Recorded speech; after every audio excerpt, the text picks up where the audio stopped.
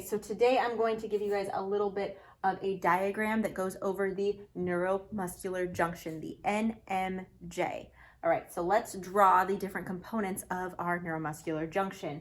First, we have a nerve cell, a motor neuron. Okay, I'm going to say my motor neuron looks like this. Okay, this is my motor neuron.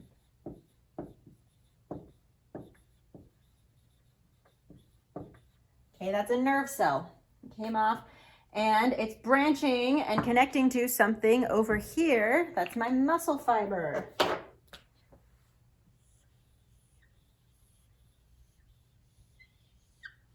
This is my muscle fiber.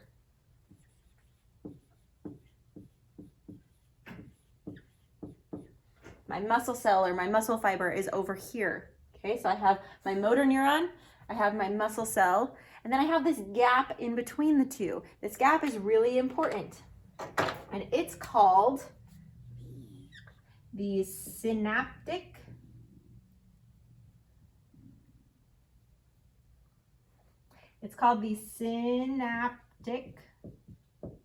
cleft. Okay, the synaptic cleft, which is this space in between my motor neuron, okay, and my muscle cell. Important because there's a whole bunch of stuff that happens in the synaptic cleft that leads to a muscle contraction. All right, so what happens now?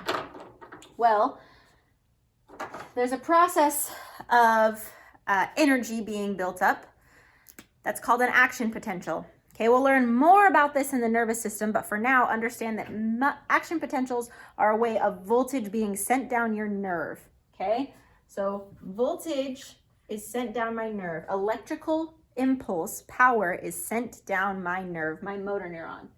Okay, as this happens, I have a bunch of calcium coming into my motor neuron. Okay, so calcium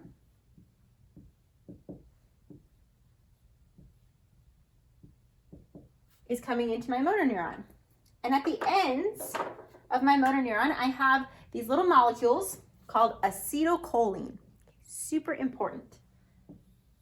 Acetylcholine, we're going to say ACH for short.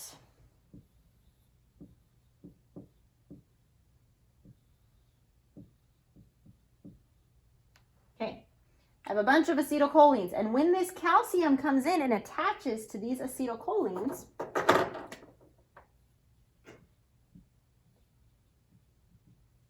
it actually sends this acetylcholine molecule to the end of my motor neuron so that it can then attach and release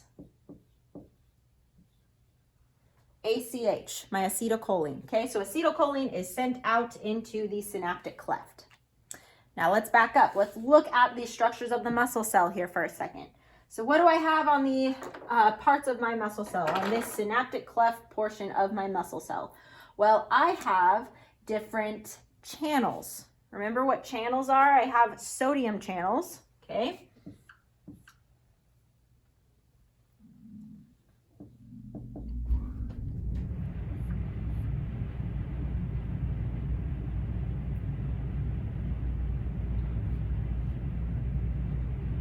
These particular sodium channels on the edge of my muscle cell cannot be opened unless acetylcholine comes and attaches to it. So all of these channels have a specific receptor.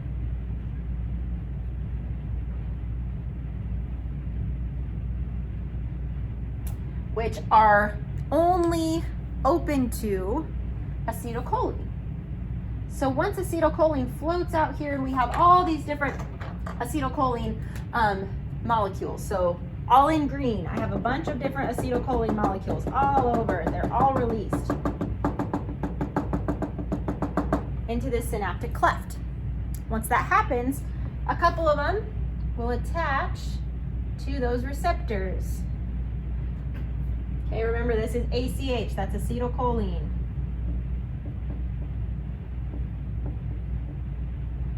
Okay. What happens then, if this acetylcholine attaches to that receptor, it allows sodium to come through. So there's an influx of sodium into my cell. Okay, so as this environment over here grows more and more and more and more and more positive, this side over here becomes more and more negative.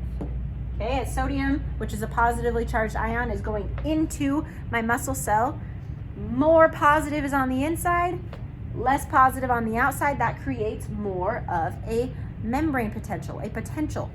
Okay, the more that there's a change in the outside versus the inside of the cell, the more sodium goes into that cell, then I allow for my sarcoplasmic reticulum to release calcium. Let's back up there.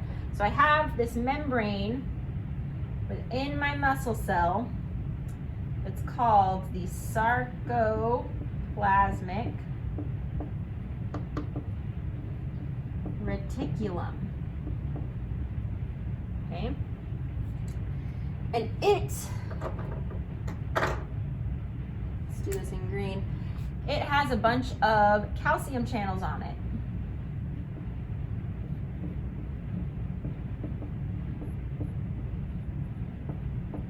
Now, calcium is what my sarcomere, that tiny little unit inside of my muscle, calcium is what my sarcomere needs in order to contract. Okay? So, as all of this sodium goes into my muscle fiber and creates more and more of a charge difference, these calcium channels on my sarcoplasmic reticulum will respond to that charge difference. Once there's a great enough charge, these calcium channels will open and more calcium will go into my muscle cell. Okay? Then calcium then goes into that tiny little sarcomere and allows my muscle to contract. All of those teeny tiny little sarcomeres all are lined up, and there's kind of this worm effect that occurs where one sarcomere contracts, the next one, the next one, the next one, all up until my whole muscle is contracting. Crazy, right? Okay, great. That's how my muscle contracts, but then how does my muscle relax? I don't just want to sit here with my arm bent all of the time, right? I need to be able to relax my muscle. So how does that happen? Well, so inside of this synaptic cleft, there are also these little hooded proteins that look a lot like a Grim Reaper. Okay?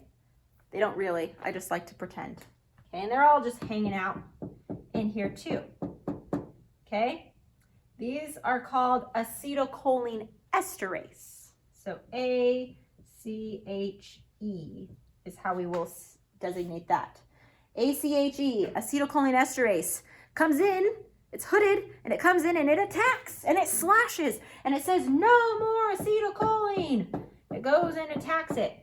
So that as all of these acetylcholines are taken out, there's no longer going to be acetylcholine continually activating those sodium channels. Okay? Once all of that acetylcholine esterase does its job, I can then relax my muscle. If it doesn't do its job due to some medication that I'm on or some sort of an illness, then I end up being contracted for a long amount of time. My muscle cannot relax. I can end up with a muscle spasm if my muscle cannot relax, if my acetylcholine esterase is not working correctly. Okay? So that is the neuromuscular junction.